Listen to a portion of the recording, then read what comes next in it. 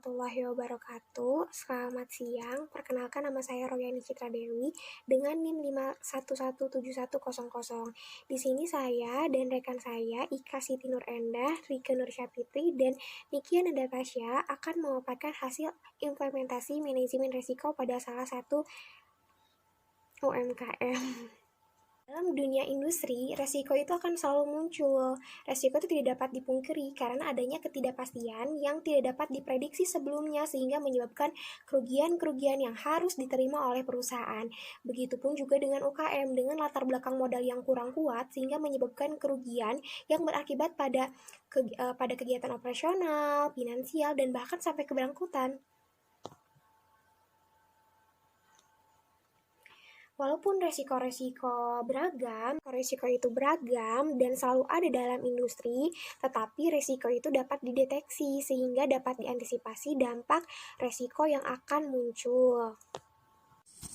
UKM yang kami analisis yaitu Kerajinan Gerabah Bumi Jaya. Kerajinan Gerabah Bumi Jaya merupakan suatu ikon kerajinan tanah di kawasan Banten.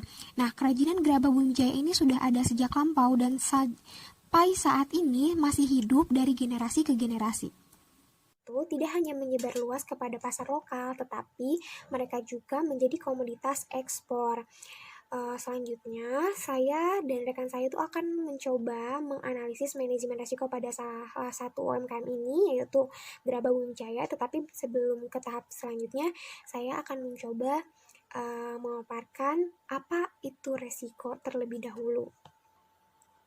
Jadi resiko itu adalah potensi terjadinya suatu peristiwa atau kejadian yang diperkirakan atau tidak diperkirakan, baik secara langsung maupun tidak langsung menyebabkan kerugian bagi keuangan atau non-keuangan dan atau menyebabkan kerugian bagi perusahaan dalam keterbatasan dan kendala dalam mencapai tujuan perusahaan. Identifikasi resiko, analisis itu akan memperoleh hasil atau akan memperoleh sekumpulan informasi tentang kejadian resiko, informasi tentang penyebab resiko, dan bahkan dampak apa saja yang ditimbulkan oleh resiko tersebut. Pada tahap ini, seorang analisis itu akan mencoba mengidentifikasi apa saja yang ada atau apa saja resiko yang dihadapi oleh perusahaan. Identifikasi resiko, saya dan rekan-rekan saya itu telah mengumpulkan resiko-resiko pada fungsi perusahaan. Misalnya saya ngambil contoh nih pada bagian pemasaran. Misalnya kayak resiko kurangnya inovasi. Kemudian pada bagian manajemen sumber daya manusia. Manajemen manusia itu misalnya kayak kurangnya konsentrasi pada karyawan atau kurangnya kompetensi atau keahlian karyawan. Nah, kalau misalnya kurang kompetensi atau keahlian, harus diapain nih? Kemudian dampaknya tuh akan seperti apa? Penyebabnya apa? Gitu. Kemudian pada bagian keuangan itu contohnya resiko kesulitan dalam mencari dana atau mencari modal. Nah, di sini saya akan menjelaskan lebih rinci pada bagian produksi. Coba memaparkan dari identifikasi manajemen produksi. Nah, di sini pada kolom pertama adanya proses utama. Proses utama yang pertama itu adanya plan. Jadi setiap perusahaan itu pasti punya rencana, pasti punya perencanaan. Nah, pada perencanaan pada produksi ini yang pertama itu yaitu subprosesnya itu perencanaan persediaan bahan baku. Nah, perusahaan telah merencanakan kan persediaan bahan bakunya, ternyata adanya masalah, adanya resikonya itu kekurangan bahan baku. Nah, kekurangan bahan baku ini kok bisa ada gitu, kok bisa terjadi kekurangan bahan baku. Nah, dicarilah penyebabnya apa. Ternyata penyebabnya itu permintaan meningkat. Jadi peningkatan permintaan. Jadi kalau misalnya permintaannya meningkat, banyak pesanan, tapi nggak ada bahan bakunya, itu nggak bisa dilaksanakan, nggak akan bisa jadi gitu. Proses pengiriman produk. Pada proses pengiriman produk adanya resiko. Resikonya itu keterlambatan pengiriman. Kok bisa terlambat pengirimannya? Kok bisa terlambat produknya nyampenya? Nah, ternyata ada penyebab-penyebabnya. Ternyata salah satu penyebabnya itu keterbatasan alat transportasi atau keterbatasan alat angkut. Jadi untuk kedepannya sebaiknya perusahaan itu lebih banyak menyediakan alat transportasi sehingga tidak adanya keterlambatan pengiriman dan tidak mengecewakan konsumen.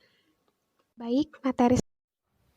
Perkenalkan, nama saya Ika Siti Nurendah dengan NIM 511171095. Di sini saya akan menjelaskan mengenai mengukur setiap risiko yang potensial terjadi. Yang pertama, risiko yang terjadi pada manajemen pemasaran yaitu kurangnya inovasi, adanya barang sejenis dengan bahan baku yang sama, adanya barang sejenis dengan bahan baku yang lebih kuat dan tahan lama, hilangnya kepercayaan konsumen. Untuk mendapatkan nilai agar kita lebih memudahkan untuk mengukur, yaitu kami mengalihkan probabilitas dikali dengan dampak, maka dihasilkan skor risiko atau total skor risiko.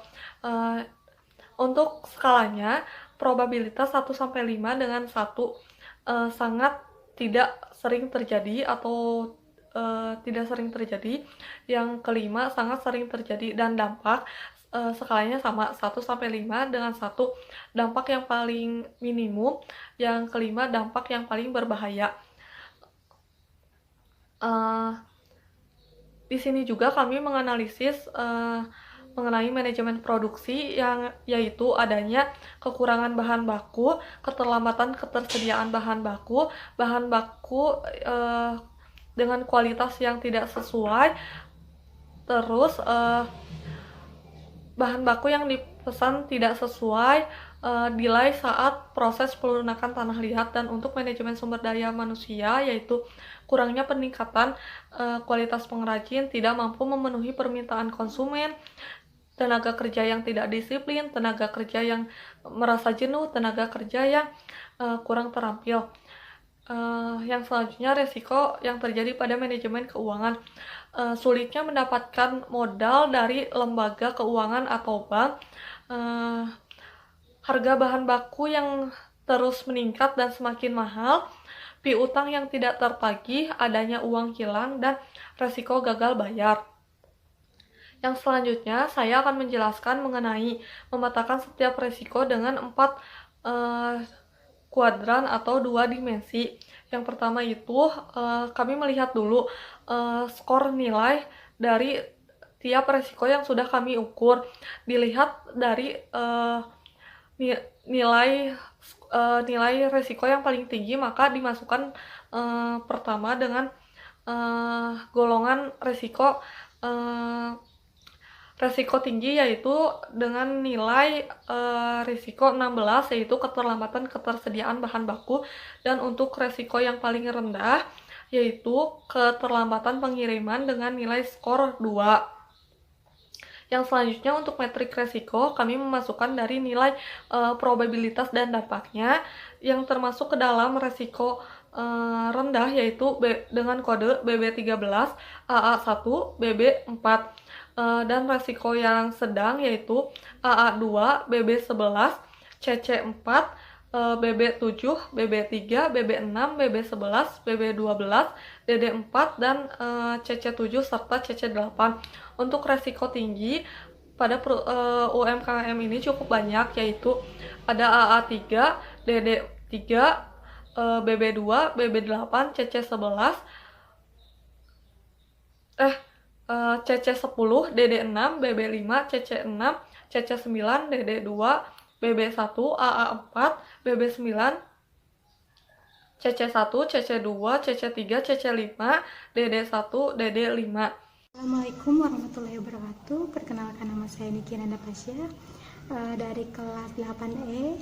Di sini saya akan mempresentasikan tentang pengendalian risiko. Yang pertama itu ada risiko produksi dengan kode BB1, peristiwanya itu kekurangan bahan baku. Teknik pengendaliannya ada risk reduction, dengan penanganannya dengan memperhitungkan jumlah bahan baku sebelumnya, dapat meminimalisir bahan baku agar selanjutnya dapat diperhitungkan dengan baik. Yang kedua itu ada risiko keuangan dengan kode DD1, Peristiwanya yaitu kesulitan mendapatkan modal pinjaman dari bank atau lembaga keuangan lainnya. Teknik pengendaliannya ada risk reduction dengan penanganannya apabila sulit dalam meminjam ke bank atau ke lembaga lainnya.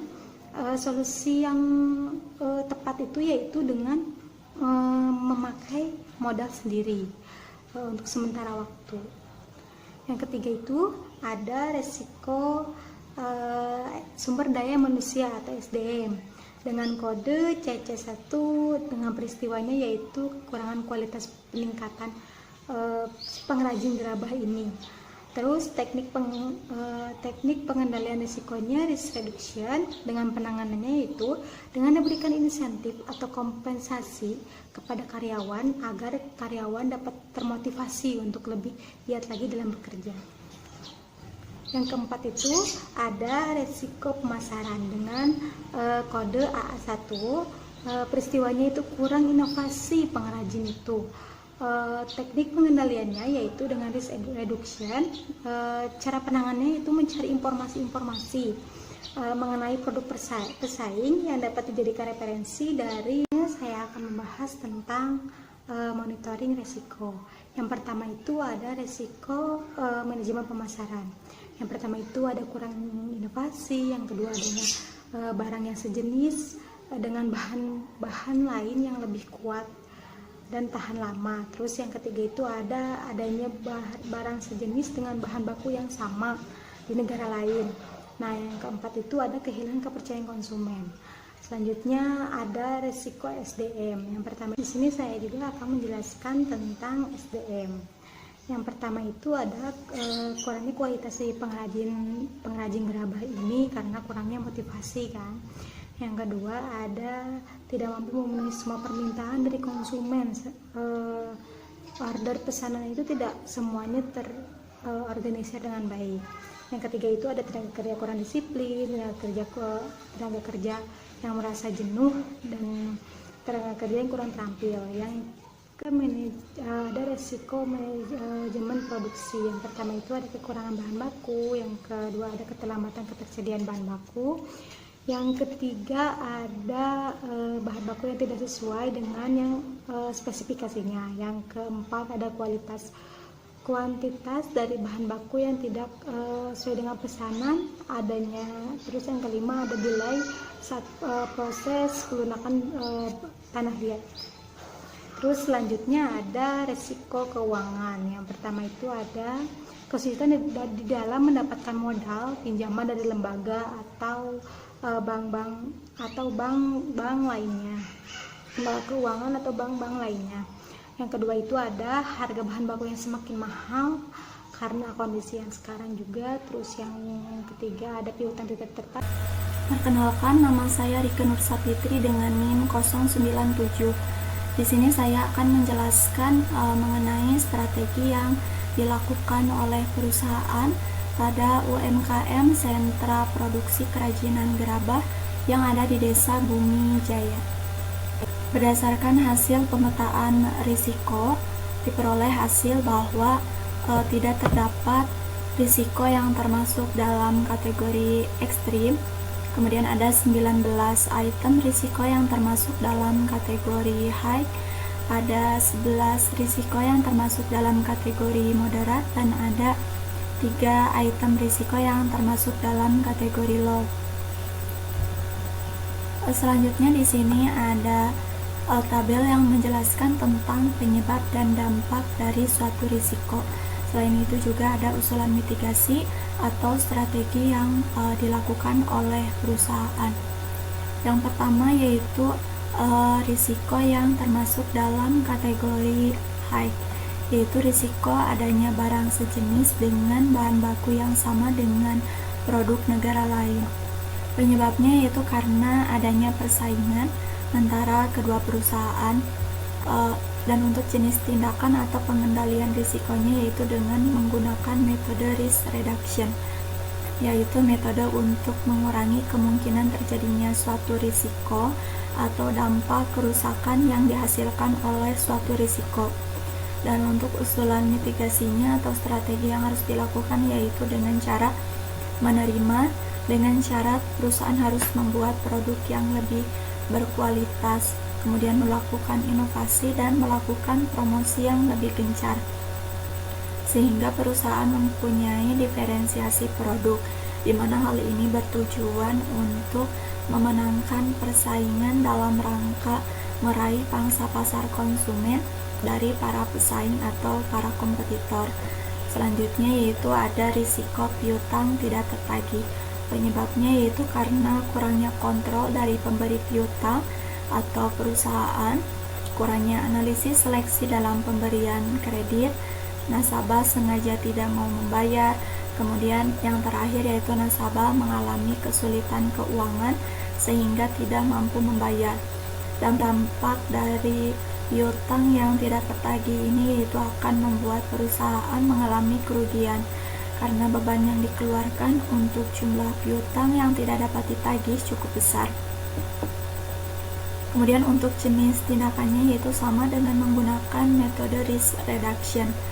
Usulan mitigasi atau strateginya yaitu dengan cara penagihan secara intensif dan terus-menerus, menentukan kebijakan piutang secara ketat, dan hanya menerima pembayaran secara tunai. Selanjutnya untuk risiko yang termasuk dalam kategori moderat yaitu risiko bahan baku yang tidak sesuai dengan spesifikasi. Penyebabnya yaitu karena infeksi penerimaan bahan baku yang tidak teliti. Dampaknya yaitu proses produksi menjadi terhambat. Untuk jenis pengendaliannya yaitu dengan menggunakan risk reduction atau mengurangi risiko. Kemudian untuk strateginya yaitu dengan cara melakukan penyortiran pada setiap bahan baku yang masuk. Selanjutnya ada risiko pencampuran kurang merata. Hal ini bisa disebabkan karena pencampuran dilakukan secara manual atau karena tidak ada komposisi jumlah pencampuran yang pasti. Dampaknya yaitu produk gerabah menjadi sulit dibentuk karena pencampuran yang kurang merata tadi. Selain itu, proses produksi juga membutuhkan waktu yang cukup lama. Untuk jenis pengendaliannya yaitu dengan menggunakan metode risk reduction. Kemudian untuk strategi atau usulan mitigasinya yaitu dengan cara menyediakan mesin penggiling tanah liat sehingga proses produksi dapat dilakukan lebih cepat. Kemudian dengan membuat komposisi jumlah pencampuran yang pasti.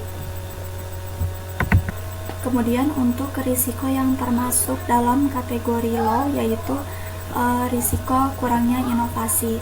Hal ini disebabkan karena kurangnya pengetahuan dan keahlian yang dimiliki oleh karyawan. Kemudian karena perusahaan enggan mengambil risiko dan merancang percobaan-percobaan baru, atau karena perusahaan kekurangan biaya untuk mewujudkan inovasi-inovasi produk. Dampaknya yaitu konsumen merasa bosan sehingga berpindah ke perusahaan lain yang menawarkan produk yang lebih beragam. Untuk jenis pengendalian risikonya yaitu dengan menggunakan metode risk reduction. Kemudian untuk strateginya yaitu dengan cara tidak membatasi karyawan untuk bertindak kreatif dan inovatif, dan juga mendukung karyawan yang mempunyai ide-ide kreatif dan inovatif. Selanjutnya risiko kuantitas bahan baku tidak sesuai dengan yang dipesan. Penyebabnya yaitu karena miskomunikasi dengan supplier atau karena supplier yang keliru dan kurang teliti. Dampaknya proses produksi menjadi terhambat apabila perusahaan mengalami kekurangan bahan baku, atau juga bisa meningkatkan biaya penyimpanan dan biaya pemeliharaan apabila ternyata perusahaan kelebihan bahan baku. Kemudian untuk jenis pengendaliannya yaitu dengan menggunakan metode risk reduction atau mengurangi risiko, dan untuk strateginya yaitu dengan cara melakukan koordinasi dengan pihak supplier atau bekerja sama dengan supplier yang dapat dipercaya. Sekian presentasi dari kelompok kami. Mohon maaf apabila banyak kekurangan dan kesalahan. Terima kasih. Wassalamualaikum warahmatullahi wabarakatuh.